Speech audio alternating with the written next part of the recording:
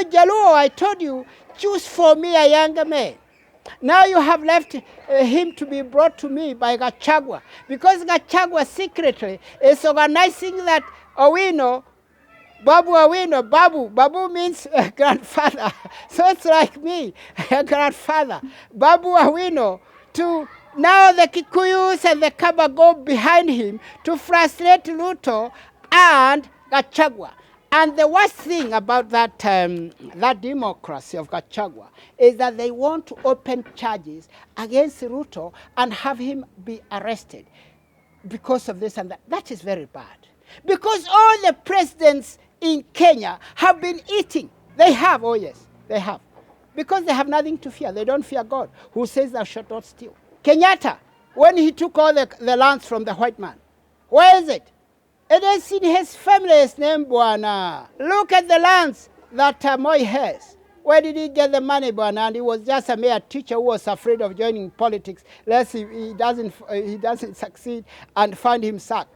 What about this Ruto, Bwana? Even Uhuru Kenyatta, Bwana. If we go deep, everybody has been doing this. We shall forgive you, gentlemen, when we take over rulership in 2032, because that money, after all, is in Kenya. We don't want to scare you to go and take it elsewhere. After all, Kenya is the safest place, because that is the only place that the nuclear bomb will not be effective, because God is our strength. He will be protecting us.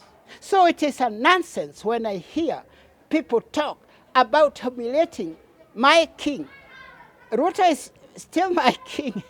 I know he is now reduced by half, but he is still my king.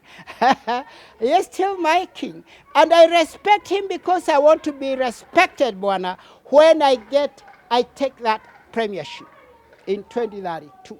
Through the young men. So young men, those who are on the side of God, they are ready to swear by the two books, the Bible and the Quran.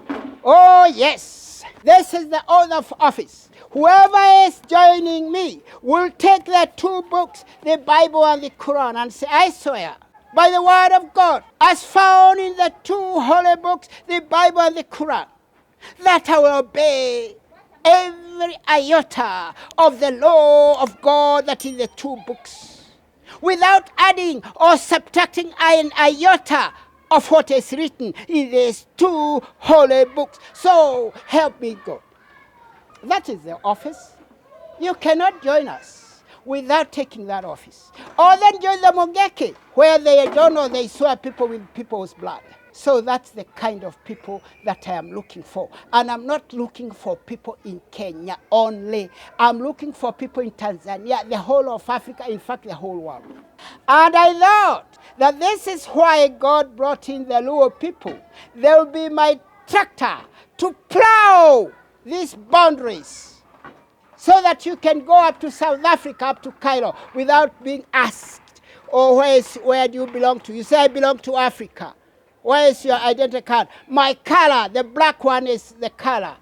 And therefore, it will be fulfilled what Baba Joani said, the prophet of the Zimbabwe people, that one day, and I can see this day is not very far, the white man, the red man as we call them, Mondo Mutune, Muto Mutune, will wish that their color was black so that they can get away from those lands, those cold places.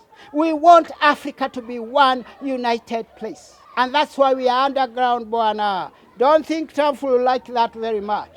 He wants us to remain slaves.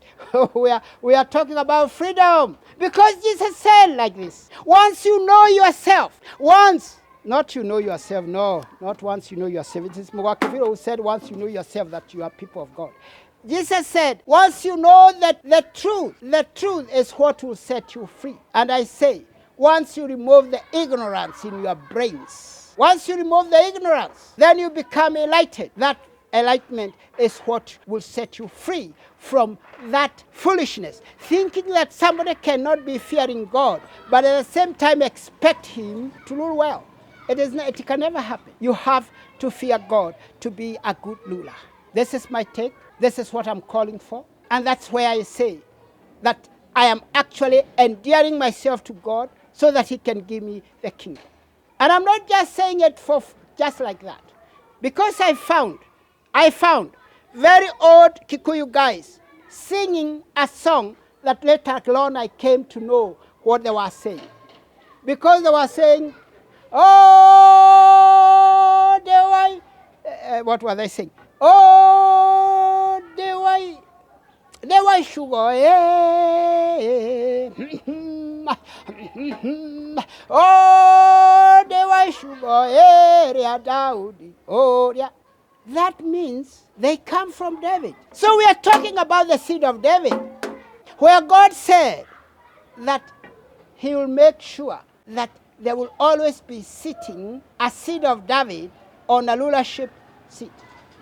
And therefore, I am assuming that I'm already seated on that seat. Because even David, my great-great-great-grandfather, did not start executing his rulership. Because he was anointed when he was a mere boy of 12 years. 12 years, that's when he was anointed. And he was passed through like fire when this man, Saul, was running after him. So, I'm also saying the same, that if God says something, it will happen.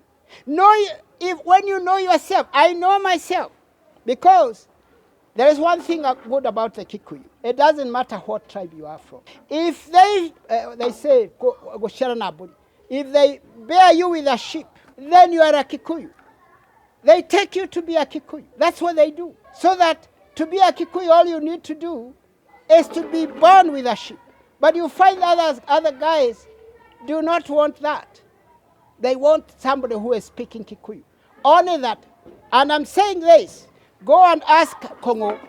Go and ask Kongo, who was in the Air Force, a cousin of Uhuru Kenyatta. Go and ask him that not long ago they went to circumcise an old man who had been talking Kikuyu and married with children and grandchildren, but he was uncircumcised, physically so.